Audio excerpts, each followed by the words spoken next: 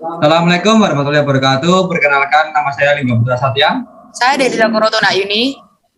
Saya Andika Bagaskara Virus Putra.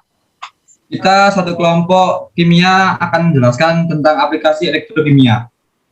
Ya, kita dari kelompok ini akan mempresentasikan tentang aplikasi elektrokimia. Aplikasi elektrokimia itu dibagi menjadi 3, dan saya di sini akan menjelaskan tentang elektrokimia. Elektrokimia merupakan ilmu yang mempelajari tentang perpindahan elektron yang terjadi pada sebuah media penghantar listrik. Konsep elektrokimia didasari oleh reaksi redoks atau reduksi, oksidasi, dan larutan elektrolit. Proses elektrokimia membutuhkan media penghantar sebagai tempat terjadinya serah terima elektron dalam suatu sistem reaksi yang dinamakan larutan. Elektroda terdiri dari elektroda positif dan elektroda negatif. Hal ini disebabkan karena elektroda tersebut dialiri oleh arus listrik sebagai sumber energi dalam pertukaran elektron. Reaksi redoks merupakan gabungan dari reaksi reduksi dan reaksi oksidasi yang berlangsung secara bersamaan. Pada reaksi reduksi, terjadi peristiwa penangkapan elektron, sedangkan pada reaksi oksidasi merupakan peristiwa pelepasan elektron yang terjadi pada media penghantar pada sel elektrokimia. Kemudian pada bagian sel volta dan elektrolis akan dijelaskan oleh Andika Bagaskara. Waktu dan tempat dipersilakan. Ya, untuk elektrokimia terdiri dari sel-sel volta dan elektrolis akan saya bacakan. Yang pertama ada sel volta. Sel volta merupakan sel elektrokimia yang menghasilkan energi listrik diperoleh dari reaksi kimia yang berlangsung secara spontan.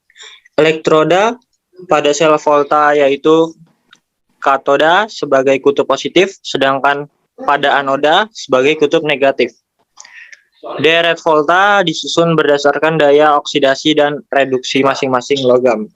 Urutan deret volta sebagai berikut: Li, K, Ba, Ca, Na, Mg, Al, Mn, H2O, Zn, Cr, Fe, Cd, Co, Ni, Sn, Pb, H, Sb, Bi, Cu, Hg, Pt, Au. Semakin ke kiri, enol sel semakin kecil, reduktor semakin kuat sebagai oksidasi. Semakin ke kanan, enol sel semakin besar, oksidator semakin kuat sebagai reduksi. Sel volta dibedakan menjadi 3 jenis, yaitu primer, sel volta yang tidak dapat diperbarui sekali pakai dan bersifat tidak dapat balik atau irreversible. Yang kedua ada sekunder, sel volta yang dapat diperbarui dan bersifat balik atau reversible ke dalam semula. Ketiga ada bahan bakar, sel volta yang tidak dapat diperbarui tetapi tidak habis.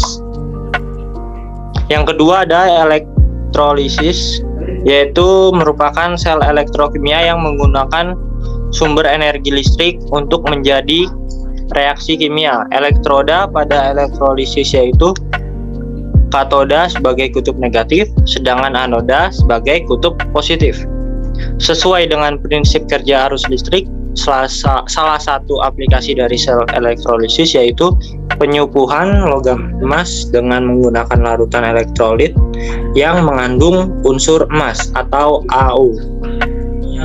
Ya, untuk materi korosi akan dibacakan dengan teman saya yaitu Ayu. Waktu dan tempat dipersilakan.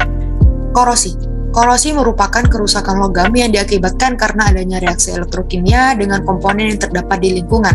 Korosi termasuk juga reaksi redoks antara suatu logam dengan berbagai zat di lingkungan yang menghasilkan senyawa-senyawa yang tidak dikehendaki. Sebagai contoh, perkaratan besi. Untuk memperlambat korosi suatu logam, maka logam tersebut dihubungkan dengan logam lain yang lebih mudah teroksidasi, atau kita juga dapat mencarinya dengan enol sel yang lebih kecil. Sebagai contoh, apabila kita pasangkan dengan Mg dengan Fe, yang akan terjadi perkaratan terlebih dahulu Mg. Mengapa? Karena Mg sebagai oksidasi dan Fe sebagai reduksi, di mana Mg letaknya di anoda sedangkan Fe letaknya di katoda. Dan juga Mg letaknya di oksidasi atau di anoda, maka dia akan teroksidasi terlebih dahulu atau juga kita bisa sebut sebagai pengorbanan anoda. Sedangkan Fe dia direduksi, dia letaknya di katoda, dia bisa disebut sebagai dungan katoda. Nah, tetapi apabila kita pasangkan dengan Fe dengan Cu, yang akan terlebih dahulu berkarat yaitu Fe. Mengapa? Karena Fe sebagai oksidasi, sedangkan Cu sebagai reduksi, di mana Fe sebagai pengorbanan anoda, sedangkan Cu sebagai perlindungan katoda, karena enol sel Cu lebih besar daripada enol sel Fe. Pada peristiwa korosi logam akan mengalami oksidasi, sedangkan oksigen atau udara akan mengalami reduksi. Karat logam umumnya berupa oksida atau karbonat. Rumus kimia karat yaitu Fe2O3XH2O, suatu zat padat yang warnanya merah. Nah, pada proses korosi dimulai dari Fe2O3 ini sebagai biji besi di alam, kemudian diubah menjadi baja, kemudian ada proses penambahan alloy atau paduan, kemudian digunakan, kemudian akan terjadi korosi, kemudian menjadi Fe2+, kemudian terjadi pelepasan energi. Nah, itu terus berkelanjutan ya teman-teman. Korosi pada logam dapat mengakibatkan terjadinya penipisan logam. Ketika logam yang terus-menerus dikenai air, maka dia akan terjadinya penipisan sehingga akan mengakibatkan kebocoran. Selanjutnya, kegagalan mendadak atau tiba-tiba ambruk, bisa juga tiba-tiba tenggelam. Sebagai contoh, kapal yang sudah lama terjadinya korosi dan terus-menerus terkena air, dia bisa tiba-tiba tenggelam. Selanjutnya, permukaan menjadi lebih lunak dan tidak terlihat bagus karena permukaannya sudah tidak baik. Cara pencegahan korosi. Yang pertama, mengecat. Mengecat dapat menghindarkan kontak langsung besi dengan udara dan air, sehingga besi tidak akan teroksidasi. Yang kedua, melumuri dengan oli. Oli dapat mencegah kontak besi dengan air. Biasanya diterapkan pada perkakas dan mesin. Yang ketiga, dilapisi dengan plastik. Plastik mencegah kontak besi dengan udara dan air. Biasanya diterapkan pada rak piring, keranjang sepeda. Yang keempat, pelapisan timah. Supaya tidak berkarat, diterapkan pada kaleng-kaleng kemasan yang terbuat dari timah. Yang kelima, galvanisasi atau pelapisan dengan seng. Menerapkan prinsip perlindungan katoda. Biasanya juga diterapkan pada pipa-pipa besi, tiang telepon, badan mobil. Yang keenam, pelapisan dengan krom atau chromium plating.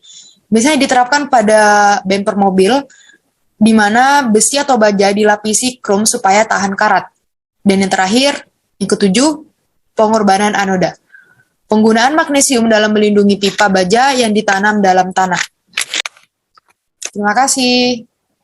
Ya, terima kasih kepada Ayu Deriza dan Andika yang telah mempresentasikan tentang aplikasi elektrokimia pada hari ini. Saya ucapkan terima kasih banyak sekali. Mungkin hanya itu yang dapat kami sampaikan dari kelompok ini. Kurang dan lebihnya saya mohon maaf yang sebesar-besarnya. Akhir kata saya ucapkan terima kasih. Wassalamualaikum warahmatullahi wabarakatuh. Waalaikumsalam.